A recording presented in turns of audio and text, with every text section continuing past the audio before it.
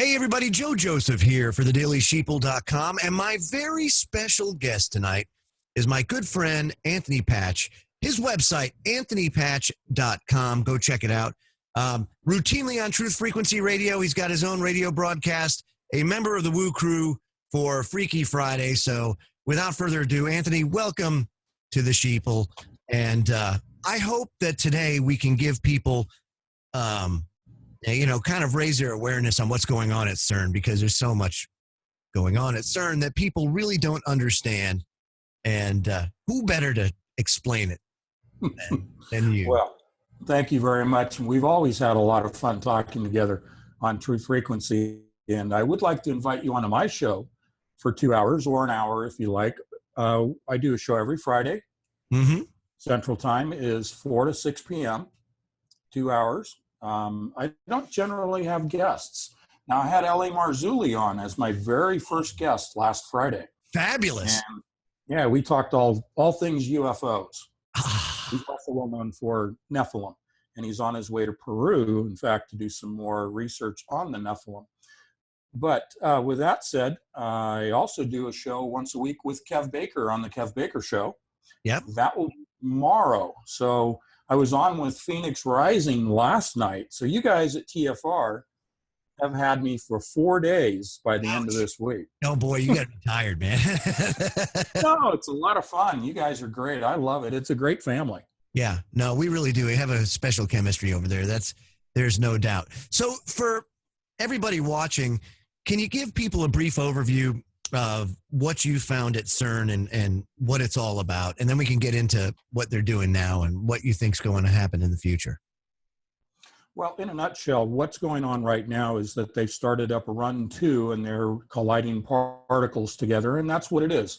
It's the largest particle accelerator and collider in the world. It's the largest, most complex, most expensive machine in recorded history that's been built by man. It's the modern version of the Tower of Babel, if people know that from their Bible studies. It's the same agenda. The agenda at CERN, as they put it out, is to recreate the moment of the Big Bang, to find and discover the primordial particles that birthed the universe as we know it. You've heard of the God particle, the Higgs boson back in 2012 that there was an awful lot of media coverage. That's what CERN's best known for in the present time, is the so-called God particle discovery. Really what's happening there, and this is why I study it, is occulted. It's hidden. It's driven by the mystical societies. It's the modern day alchemist agenda that's afoot. And CERN was started in 1954. Mm-hmm. It's the Center for Nuclear Research. It was originally designed to model nuclear explosions within a computer so as to avoid detonation above and below ground. Now today, they are achieving the highest energy levels that have ever been achieved in the collision of particles. And they have even gone so far as to say that they want as their agenda to open a doorway to other dimensions. Wow. And therefore, oftentimes you hear people use the word portal. Right. Sergio Bertolini, who was the head just a few years ago, head of their engineering division, their head engineer said, we want to open a doorway to another dimension and send things in, send information, communicate, or receive back. And we're not sure what we're going to receive when we open this doorway. So that's a quick overview for you right there. Wow, fantastic. I'm so glad that, that people are able to finally have, as much access as you possibly can to this kind of information. Of course, that's all because of a lot of the research that you've done. So now, what are they doing today specifically that you find so concerning? Well, they have now joined the main ring. The Large Hadron Collider is made up of a linear accelerator and 3 circular accelerators. culminating with a 27-kilometer or 17-mile long ring. It's called the main ring, 300 feet below ground, straddling the border between France and Switzerland. What they've done is to add another accelerator to this daisy chain of accelerators that boost the power all the way up to the main ring where the collisions take place. Now they're operating in the main ring two opposing beams of particles, protons typically, but others, that are accelerated to 99.99% the speed of light. Now they don't exceed the speed of light because then the particles, matter, would spontaneously convert to energy. So they go just to the threshold. Now what they've done this year is add a linear accelerator called Awake. This is a plasma wake field accelerator. The chamber itself is only 10 meters long, as opposed to a 27-kilometer main ring. So it's like pocket size. What's that? It's pocket size then, in certain terms. Sure, it's a tabletop. Right, exactly. It's like your personal computer. Of course. And quite, that is euphemistic, but quite literally at Stanford with their linear accelerator, about 4 years ago, they developed accelerators, linear accelerators on chips. So we do literally have chip-based linear accelerators now. Is that right? Oh, yeah. So linear accelerators have been around principally since Berkeley and Dr. Lawrence, the Lawrence Livermore Lab, the Lawrence Berkeley National Laboratory. Really, these are synchrotron particle accelerators. They're ring-based. That was developed at Berkeley as well as other labs, but Berkeley's most figures predominantly in the development of that. That's what CERN is. And you find laboratories all around the world. For instance, in Jordan just a few weeks ago, a ring-based synchrotron accelerator and collider was open called Sesame. And I say open for a reason. Oh my goodness. Okay, so we have these all around the world. They're all proof of concept laboratories running smaller, lower powered experiments, but many of the developments are sent to CERN in Switzerland to be incorporated in a larger machine. Wow. The thing about joining the linear accelerator Awake to the main ring is now they're going to achieve 1,000-fold greater acceleration energies, and therefore higher yield and power. So we're looking at more massive collisions. So from a power perspective, like I remember 14 tera electron volts was the max power for CERN with its original configuration. So, right. So now with Awake incorporated and the improvements that they've made, what type of power are we talking about in relation to the old? Well, it's tera electron volts versus peta. We're making a move into the quadrillions. When we talk now, the next power level is moving from tera electron volts to peta electron volts. We're talking 20 peta electron volts. Now, to put that in perspective, you'll recall that Kev Baker and I had a big conversation back in October of 2015, in which we said that CERN's configuration, the present configuration, was capable of reaching 1 peta electron volts. Okay, that's a quantum leap from tera electron volts. We're talking, let's just say, 4-fold increase. Wow. The point is, they admitted in CERN back in October of 2015 that I was correct in stating specifically that their magnets could achieve 1 peta electron volts. They did it briefly. Now we're going to go to 20 with the combination of these two accelerators. Again, we're talking 1,000-fold increase in their ability to accelerate particles. I'm trying to keep it very simple because this is a introductory level to CERN. Right, right. And so with that increased power, of course, you have these collisions of greater magnitude. And in doing so, they're able to, what would you say is the advantage to having more power? What does that do from, a particle perspective, I guess you could say? Sure. No, exactly, from a particle perspective. because what it does is it allows you to take those primordial particles. We're talking quarks, we're talking muons. There are 1,000 different types of quantum-sized particles. These are smaller than an atom. These are the components of atoms. This allows you to take electrons and protons and neutrons, things that people have heard of, and I use those names because it's simple, and break those apart. More power means you can break it into smaller and smaller pieces. Their goal is to find the pieces that make everything else possible. And that's why they had the discussion about the Higgs boson, because they state that the Higgs boson, now that they've discovered it, is what gives particles mass. Well, there's more to it than that.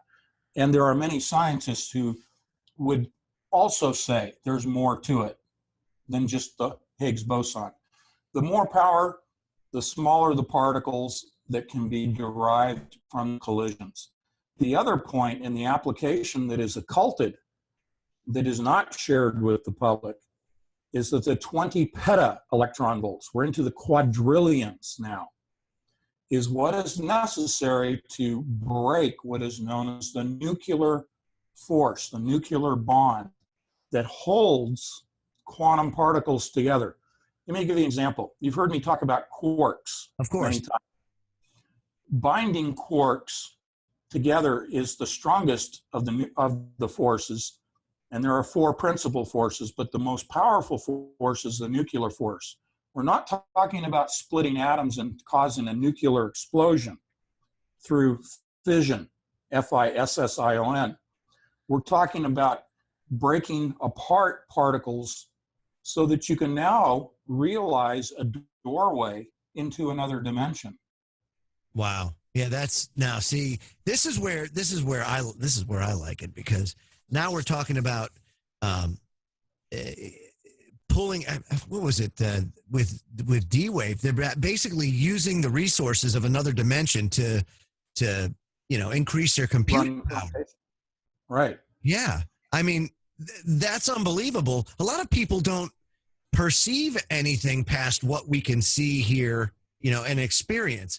So to throw out there that CERN and these quantum computers are creating alternate universes or dimensions or whatever you want to call it, is really unfathomable to a lot of people. It's what I guess are there consequences to doing things like this? So a lot of people are concerned about, in biblical prophecies, it's the end days, and as was in the days of Noah.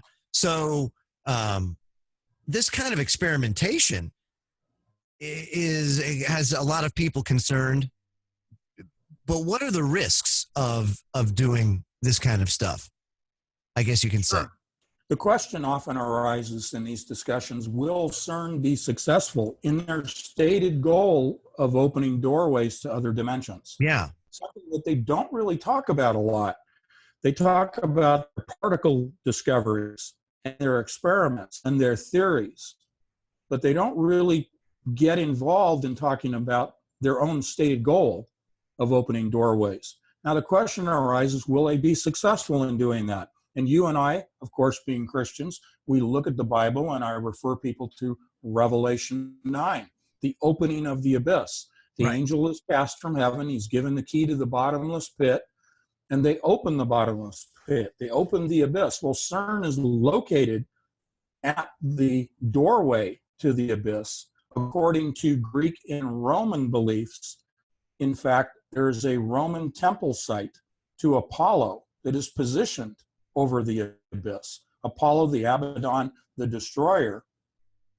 And that is where CERN is located. They purposely located CERN where it is, not because the real estate was cheap, but because that's an ancient site in the worship of Apollo, Abaddon, Apion, the destroyer. You got to wonder, because you have to wonder. It's like, okay, here you have a particle accelerator that straddles 2 countries. How did they even come to that? Oh yes, let's do it here. Yeah, but where did they come to that decision or conclusion? It doesn't make any sense. And then I'm sure there are many more inexpensive locations that you could have put it. There's a lot of things that make you ask why. How about the Middle East? It's just sand you'd have to dig through. Exactly. I mean, it makes no sense. So, why bore holes in granite? Right, but when you talk about where it's located with regards to the Temple of Apollo, well, now we're talking. Now we start to see the real reason why this particle accelerator was made. And Yep. I'll tell you what, Tony, I feel very strongly that they have opened the bottomless pit, that we're starting to experience the effects of it, both in spiritual activity and changes to our reality. I mean, yeah, there's been a lot of crazy things that have happened that I tell you, I look back and I can't think of this happening, in an earlier time. Specifically speaking of, like, say, the Mandela effect and how that has affected how we perceive reality. I mean, it's crazy. Yeah. Well, it's interesting. My third book that you know about is called Revising Reality. Right. And in Revising Reality, I talk about three principal areas of research: CERN with particle physics, D-Wave with quantum computers, and DNA research insofar as their goal of achieving immortality. And in that mix, we are talking about this whole concept of accessing other dimensions. Now, if people go to my website at anthonypatch.com and click on the Urgent Discoveries tab, I have a video link there of one of the founders of D-Wave with their quantum computers, Gordy Rose, and he's making a presentation back in 2013 in which he states they are accessing 2 to the 500th power of parallel dimensions with their computer. That's staggering. And they're receiving and extracting and receiving what he calls resources from this 2 to the 500th power of parallel dimensions. And those resources, as he stated it in that name, I give it a different name, a different term. I call it quantum pollution, because they are receiving 10% back, more power than they're putting into these dimensions. They're extracting resources in the form of energy and information, digital information, binary coding from these other dimensions. And that is polluting and altering our reality. And I explained that in Revising Reality, that the Mandela effect is quantum pollution coming from other dimensions. This is communication through Enochian mathematics and the Enochian language with fallen angels. Yeah. See, this is why I think it's so important that people start researching, especially pre-flood times, and looking at it from the standpoint of Lord of the Rings. That's the only way I can really equate to it, because that's kind of what happened. Was instead of the technology was different, but they were doing what we were doing. Our methodology is different than it was then, but we're at that same point now where they were, and they were destroyed, Right. Now, you cannot separate the physical from the spiritual, but back in those days, in terms of communicating with fallen angels, it was more on a spiritual side in terms of the mechanism of communication. Today, post-flood, it's more reliant upon technology, nuts and bolts, for that communication. This is why D-Wave's computers were created, was to enhance this communication between us and fallen angels. CERN is the result of that communication with fallen angels, because they have derived the information to build the machines. Go back to the Nazis and their obvious occult agenda and connections and communications with the occult side, with the demonic, with the fallen angels. Right. The advanced technology of the Nazis, it's the same process we see today in the advanced technology with CERN and DNA and quantum computing. So where do you think we go from here then, Tony? I mean, as far as um, where do you see things going and progressing with CERN and how it's going to affect our reality? Well, it's the stated goal, as I put it, of Satan is to kill God, to take his fallen angels and to kill God's angels and to kill God. Now that sounds ridiculous to even say that, but it's my way of paraphrasing scripture because Satan hates God. So that's the playing out, if you will. I want to emphasize first, you and I are not fear-mongering people. We're not generating fear for the purpose of viewership or listenership. Yes. What we're trying to do is provide encouragement through the salvation of Jesus Christ. That's correct. If we make that simple choice, and Jesus was very simple in his teachings, you can go to the light or you can go to the dark. That's as simple as we can make it today. If we choose to go to the light, that's with Jesus Christ, and that's the salvation of our soul, which is ultimately what we might need to be more concerned with than our own physicality here today. So if we have the salvation of our soul through the Holy Spirit, through the acceptance of Jesus Christ as our Savior, then we should be filled with joy for what we behold because his redemption draws nigh. Oh, absolutely. But there is a caveat, and the caveat was, don't hasten the day. He said, Right. because it's not going to be pretty, and we look around the world today, and it's not pretty. No. We look at some of the pollution that you were talking about, or this, where to me the only way that I can explain it for people to understand is when dimensions intersect, when they kind of overlap, you get a glitch, if you will, or a noise, and I think they have a way of knowing now how to manipulate it. So there's specifically in the Bible, I'm coming up with more and more of these glitches where I know, and even in like my Bible, it's different than what it says now as accepted translation. When I know it's been one way this whole time, and now all of a sudden, blip, and everybody has it this different way. But I know it wasn't this way. It was different. Like the Berenstein, that thing, it's crazy. Well, I agree with you because you and I are talking about taking the very same physical Bible and looking at the same passages that we know, and we see them as having been modified. Yes. That's quantum pollution. Because my thing when I'm on the shows is to always be very definitive, to define what I'm talking about. If I'm talking about quantum pollution, it just sounds like a newspaper headline, okay? The definition of that is that we are actually talking about a psychological effect. The page of Scripture physically has not changed. What has changed is our mind, our ability to recognize, because you and I have spent a lot of time with Kev Baker and the other guys on Truth Frequency talking about mind control. Sure. And the various aspects of mind control. I'm going to be very short because this is only an hour show. Yeah. When I say that quantum pollution is a psychological operation, it means that they are actually physically altering how our minds are processing information. And I'm going to drill down very quickly and very succinctly for you. Sure. Our minds are quantum computers, literally.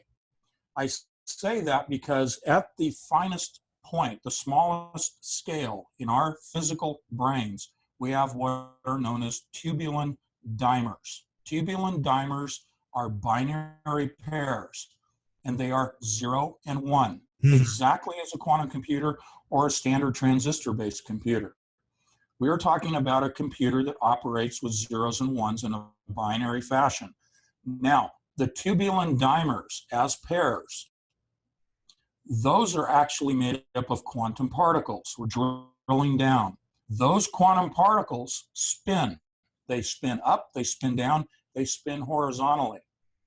Think of a compass needle. You're holding a compass in your hand, and the needle orients to north or a magnetic source, okay? Yeah. That needle swinging to a specific direction is the spin of quantum particles within our minds, within our brains. Okay. What they do when they affect us through mind control is to reorient the compass needle, to make the needle point in a different direction. That causes the processing of zeros and ones in our quantum computer, in our head, Yep. to process the information differently. You're changing the program. Thus, we do not actually have physical changes happening to videotapes, CDs, DVDs, written publications. We only see what they want us to see. Now, that sounds very conspiratorial, but if you understand the capabilities of the computers, as I do, having researched D-Wave since 2010 extensively, and I think I probably know them better than anybody outside of D-Wave themselves. Right, absolutely. From the physics standpoint, I understand how the machines operate. I read their own papers. I read their own journals. I understand the physics that they're basing their research on. So what I'm saying here, when I talk about reorienting the compass needle, that's how they make the words appear differently on the printed page. Wow. And now how does that, but so then we're really all quantumly entangled, you know? Absolutely we are. Right. That's the interesting thing. And I think we all need to understand is that in the end, folks, we are all tied together. There's more to this reality than meets the eye, the physical eye. And there, if anything, the research at CERN, while I believe will ultimately lead to our destruction, at the same time, we've learned a lot about our reality, the way that it's created, the way that it's constructed. And interestingly enough, the research shows overwhelmingly that the universe is ordered, it's not random, and that there is an intelligence behind it. You know, and I think that's huge because a lot of scientists are coming away from there like, whoa. Now, how do they not let the cat out of the bag? That's the question, you know? Sure. Well, I appreciate, as I know you're a student of history, going way, way back into the ancient studies. I appreciate, if the audience will, that religion and spirituality are the foundation of science. Sure. Science today is nothing more than a enhanced version of alchemy. Alchemy is Enochian communication with fallen angels. It is necromancy. It's communicating with the dead. Okay? So for scientists today to try to make themselves a secular organization is almost impossible because the spiritual does play on them as human beings, as individual people. They can try to compartmentalize their own theology if they want, as much as they possibly can, but there's always that nagging sense that there is a spiritual component to what they're investigating.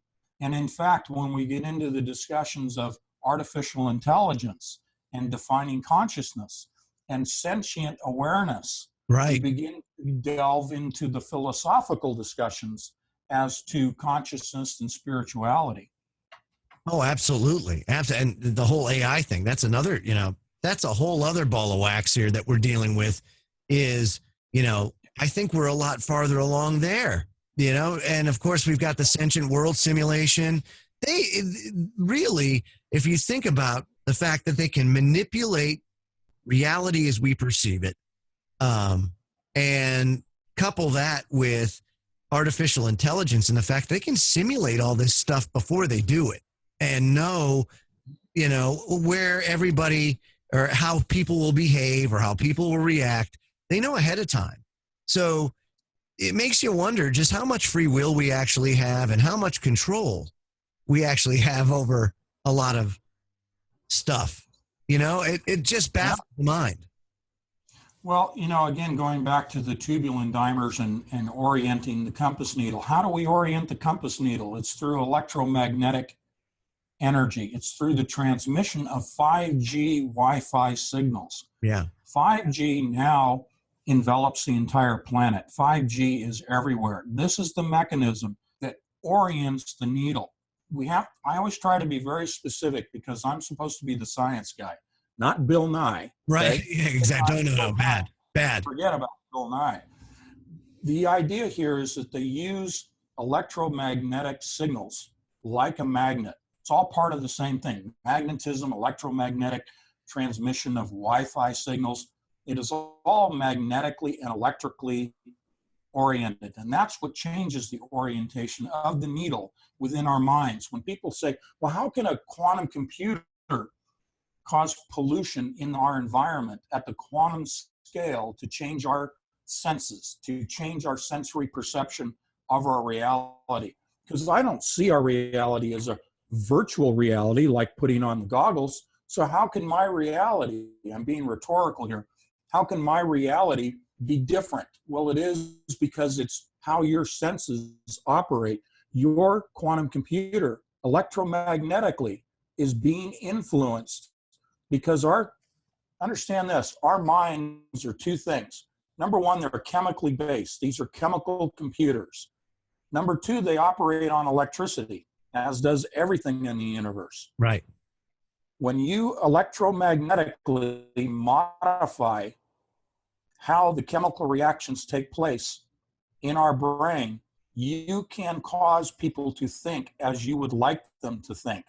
Now, this is all derived from algorithms that first observe human behavior, build algorithms based on the observation, and you just said it, predicting our behavior. Yeah. Our behavior can be predicted, not because they can see the future, but because our behavior is patterned.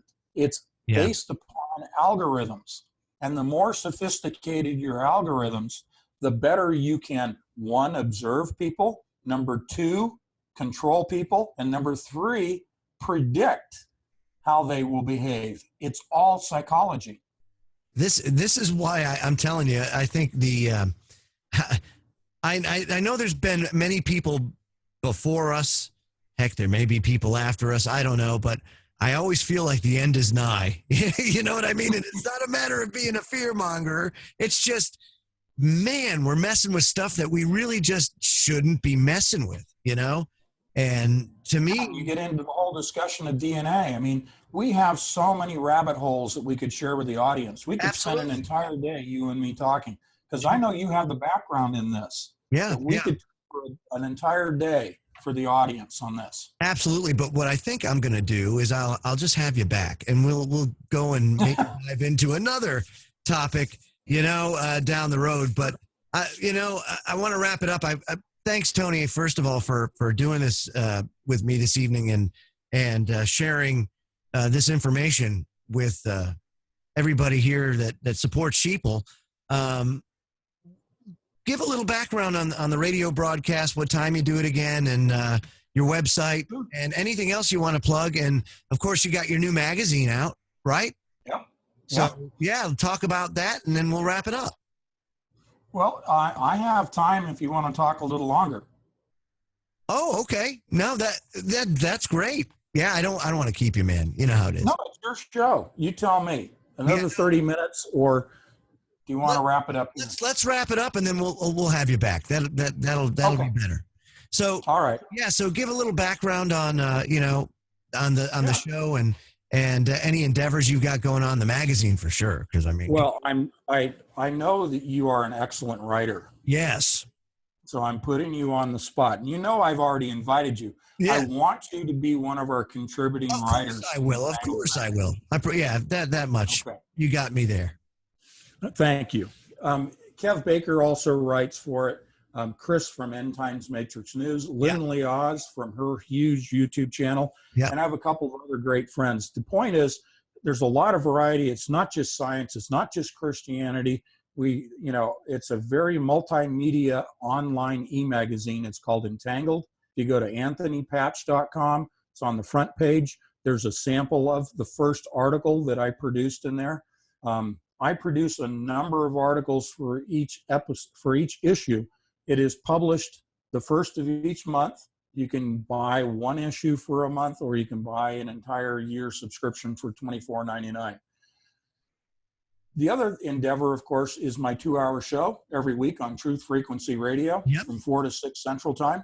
Kev Baker always rides shotgun with me. I couldn't do the show without Kev because of the technical issues and everything else, but he and I have a great chemistry. Yes, It's like you and I, we're quantum entangled, and me and Kev as well. Yep. And it gets really spooky sometimes with Kev and I. It We try to balance things out so that it's not just all this fearful. We try to be solution oriented, both in the Entangled magazine and in the radio show.